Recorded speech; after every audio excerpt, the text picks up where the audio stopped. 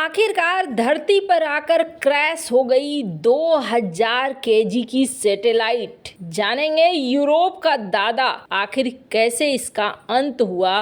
तो वहीं दूसरी तरफ पाकिस्तानी वायुसेना में तोड़फोड़, 13 अधिकारियों का कोर्ट मार्शल। आखिर क्या चल रहा है वायुसेना में और क्यों हुआ ऐसा। जियोपॉलिटिक्स में इस वक्त बहुत कुछ चल रहा है। हमेशा की तरह जानने को आपको बहुत कुछ मिलेगा। आइए जानते हैं इन खबरों को विस्तार से। यूरोपीय स्पेस एजेंसी की एक सैटेलाइट पृथ्वी पर गिर गई है। इस सैटेलाइट का इस्तेमाल जलवायु की निगरानी में किया जाता रहा है। सैटेलाइट 2 टन यानी कि 2000 केजी वजन वाली है, जिसका नाम है ERS-2। प्रशांत महासागर के ऊपर वायुमंडल में ये जल गई है। इसे किसी ने आसमान में जलते हुए या मलबे को पृथ्वी की सतह तक पहुंचते हुए नहीं देखा है। यूरोपीय स्पेस एजेंसी ने ERS-2 के जोड़े को 90 के दशक में लॉन्च किया था। इसका काम वातावरण, भूमि और महासागरों की जांच करना था। दोनों सैटेलाइटों ने बाढ़, महाद्वीप, महासागरों के तापमान, बर्फ की चट्टानों के टूटने और भूकंप के दौरान जमीन खिसकने से जुड़े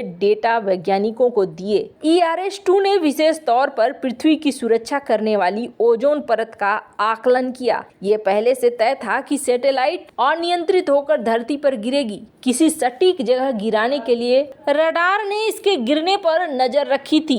एसा ने कहा है कि सैटेलाइट का अंत कैलिफोर्निया से लगभग 2000 किलोमीटर पश्चिम में अलास्का और हवाई के बीच उत्तरी प्रशांत महासागर के ऊपर हुआ है। एसा के इस सैटेलाइट को यूरोप में पृथ्वी अवलोकन करने वाले ग्रहों का दादा कहा जाता है। Airbus earth observation business development manager doctor Ralph Cordey का कहना है कि टेक्नोलॉजी के संदर्भ में आप ERS से लेकर सेंटिनल सैटेलाइटों तक लाइन बना सकते हैं, जो आज ग्रह की निगरानी कर रहे हैं। ERS ही है जहां से सब शुरू हुआ है। ERS-2 को 2011 में रिटायर कर दिया गया था। तब ये धरती से 780 किलोमीटर की ऊंचाई पर था। वैज्ञानिकों ने उस दौरान उसकी ऊंचाई कम करते हुए 570 किलोमीटर की थी। उस समय इसके कंट्रोलर ने कहा था कि सैटेलाइट का ईंधन टैंक खाली है और इसकी बैटरी पूरी तरीके से डिस्चार्ज है। उम्मीद थी कि ऊपरी वायुमंडल अंतरिक्ष यान को लगभग 15 सालों में धरती पे खींच लाएगा।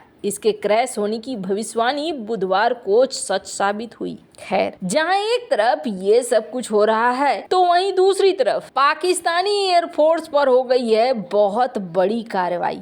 पाकिस्तानी वायुसेना ने असाधारण कार्रवाई करते हुए अपने करीब 13 बड़े अधिकारियों का कोर्ट मार्शल कर दिया है। बताया जा रहा है कि इन सभी अधिकारियों पर पाकिस्तानी वायुसेना प्रमुख जहीर बाबर सिद्धू के भ्रष्टाचार का खुलासा करने का आरोप है। बताया जा रहा है कि इन 13 में से 7 बड़े अधिकारी हैं। इनमें से अब रिटायर भी हो चुके हैं कई। इन सभी को अरेस्ट कर लिया गया है। इन अधिकारियों में air marshal Ahsan Rafiq, air marshal Tariq Zia, air marshal retired Javed Saeed भी शामिल हैं। वहीं जावेद सईद वही हैं जिनके नेतृत्व में भारत के बालाकोट हमले को अंजाम देने के बाद पाकिस्तान की वायुसेना ने ऑपरेशन स्विफ्ट रिटोर्ट चलाया था। एयर मार्शल जावेद सईद को पाकिस्तानी वायुसेना ने उठा लिया है और अब उनका कोर्ट मार्शल कर दिया गया है। पाकिस्तानी वायुसेना प्रमुख के भ्रष्टाचार को पहले बहुत छिपाया गया, लेकिन ये मीडिया में लीक हो गया। इसके बाद पाकिस्तानी वायुसेना ने जांच करवाई और करीब 13 अधिकारियों को कोर्ट मार्शल कर दिया गया।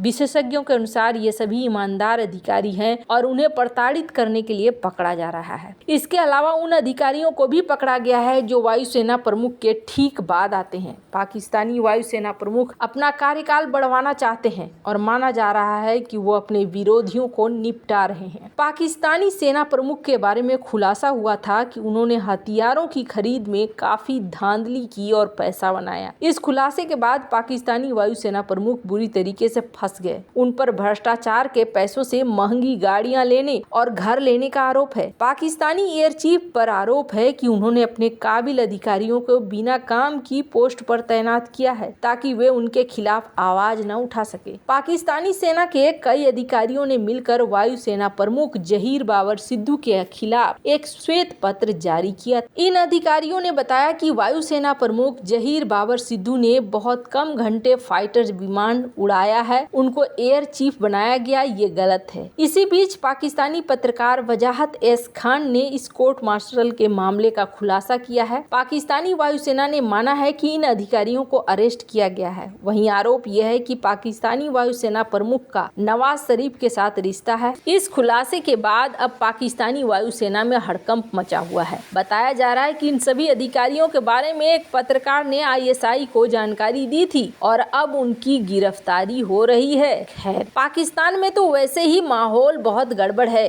पर इस गड़बड़ माहौल के बीच में ये खबर इस वक्त पाकिस्तानी वायुसेना को तोड़ने के लिए काफी मानी जा रही है। आपको बता दें, जिस तरीके से पाकिस्तानी सेना का बुरा हाल हो रहा है, ये आने वाले समय में सेना के भी 2 टुकड़े होने की तरफ ही जा रहा है। पाकिस्तानी वायुसेना में ये पहली बार ऐसा होते हुए देखा जा रहा है, वो भी ऐसे समय में जब पाकिस्तान ने अपना सबसे बड़ा फाइटर जेट सेल डील तय किया है अजरबैजान के साथ। आपको बता दें, पाकिस्तान एरोनॉटिकल कॉम्प्लेक्स ने सबसे बड़े एक्सपोर्ट डील को साइन किया है और ये साइन किया गया है अजरबैजान की फोर्स के साथ। डील किसकी है? JF-17C ब्लॉक 3 फाइटर जेट की डील है, जो $1.6 बिलियन की है। उसमें एयरक्राफ्ट, ट्रेनिंग, एम्यूनेशन, ये सब कुछ है। पाकिस्तान एरोनॉटिकल कॉम्प्लेक्स ने इस बात